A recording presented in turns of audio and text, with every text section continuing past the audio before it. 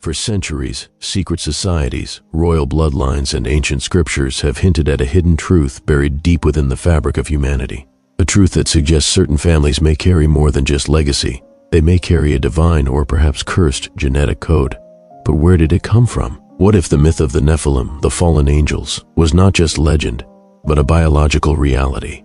This is not merely about ancient history. It's about power, prophecy, and the fate of the world. There are whispers, long buried beneath centuries of doctrine and denial, of a bloodline not entirely human, a lineage infused with the essence of beings cast down from the heavens. The book of Genesis refers cryptically to the sons of God who took wives from among the daughters of men, giving rise to a race known as the Nephilim. These were giants, both in stature and in myth. But what if their legacy did not perish in the flood? What if their blood, altered, divine, cursed, still flows through veins walking unnoticed among us? Many traditions, Judaic, Christian, Gnostic, even Sumerian, speak of a great descent, celestial beings fallen from grace who mingled with humankind and taught forbidden knowledge. Some say these were the Watchers, angels sent to guide mankind who instead succumbed to lust and rebellion. Their offspring, the Nephilim, were said to be abominations, hybrid entities neither fully divine nor entirely mortal. But if such beings truly walked the earth, what became of them? Were they wiped out in the deluge? Or did some survive, hidden in plain sight, their DNA diluted but enduring? Modern science, obsessed with mapping genomes and tracing ancestry, may have unknowingly stumbled onto the traces of this ancient corruption. What explains the strange presence of junk DNA, sequences with no clear purpose or origin? Why do certain families possess unusual resistance to disease, heightened intelligence, or other anomalous traits that defy natural explanation? There are whispers among fringe geneticists that there exist clusters of people, elite bloodlines, who exhibit markers inconsistent with the evolutionary tree of humanity. The Merovingian dynasty, often cited in both conspiracy lore and esoteric circles, is one such bloodline. This Frankish royal line, which rose to prominence in the 5th century, claimed direct descent from a mysterious sea beast, part man, part something else entirely.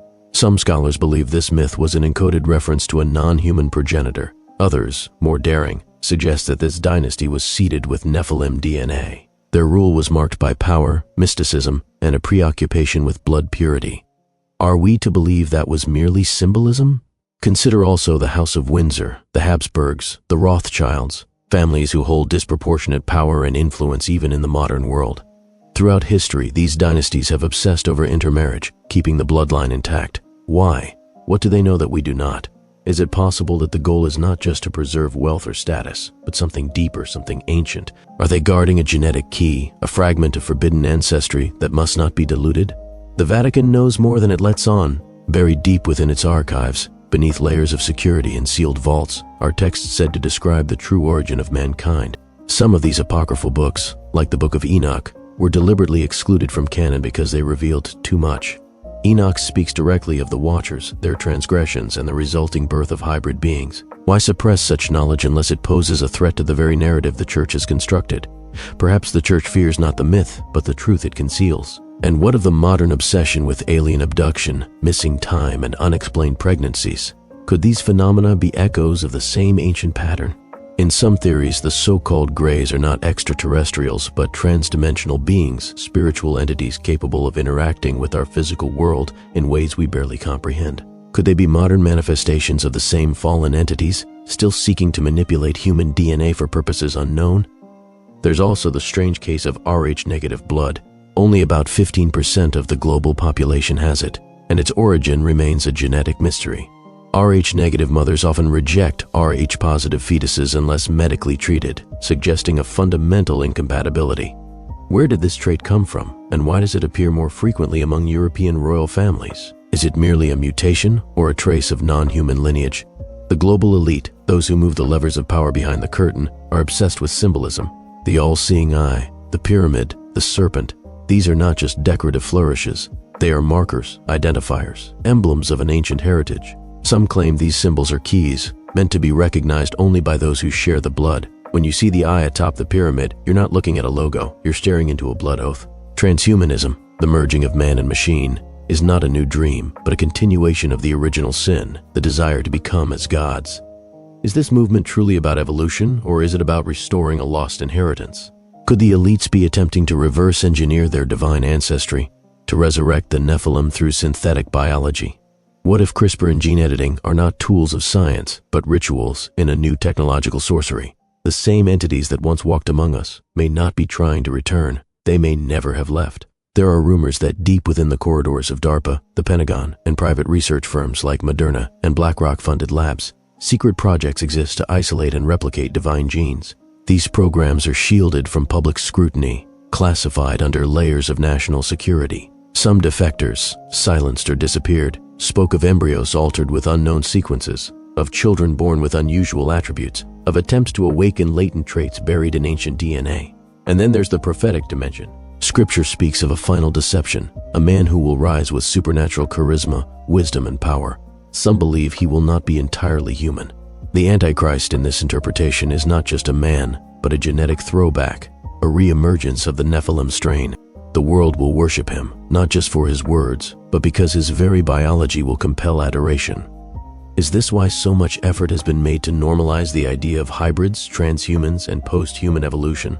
Even now, certain ancient tombs remain sealed in secrecy. The tomb of Gilgamesh, discovered by German archaeologists during the Iraq War, was reportedly excavated and quietly whisked away by US forces. Why? Gilgamesh, according to Sumerian texts, was 2/3 god and 1/3 man. Was his DNA recovered? Has it been used? The line between myth and reality is blurrier than we admit.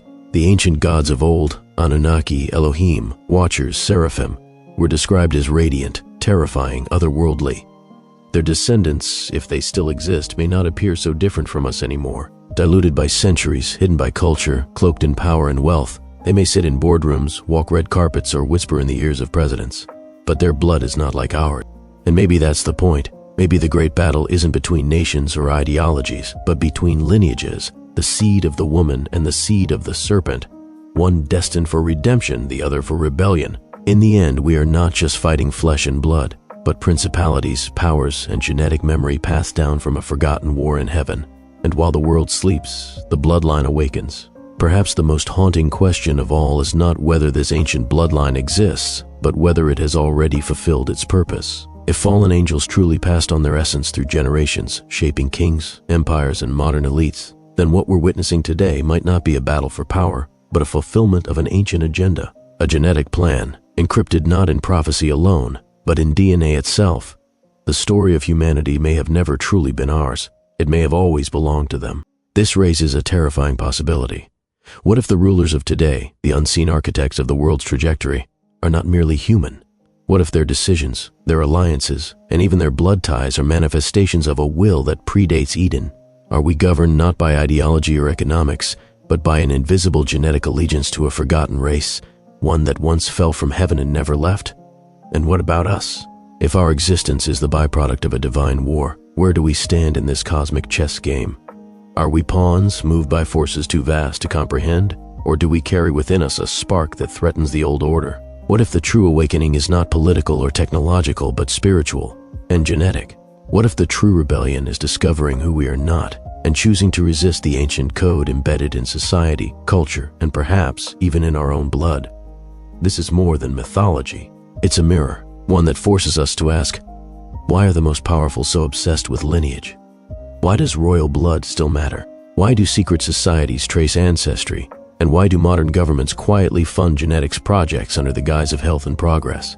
We are standing at the edge of a revelation, but what that revelation means depends on what we choose to believe and to seek. Do you believe the bloodline of the fallen still walks among us? Or is this all part of an ancient fear repackaged for modern minds? Let us know in the comments. Your voice might be the next thread that unravels the veil. Do you think this is real, symbolic, a warning, or a hidden truth hiding in plain sight?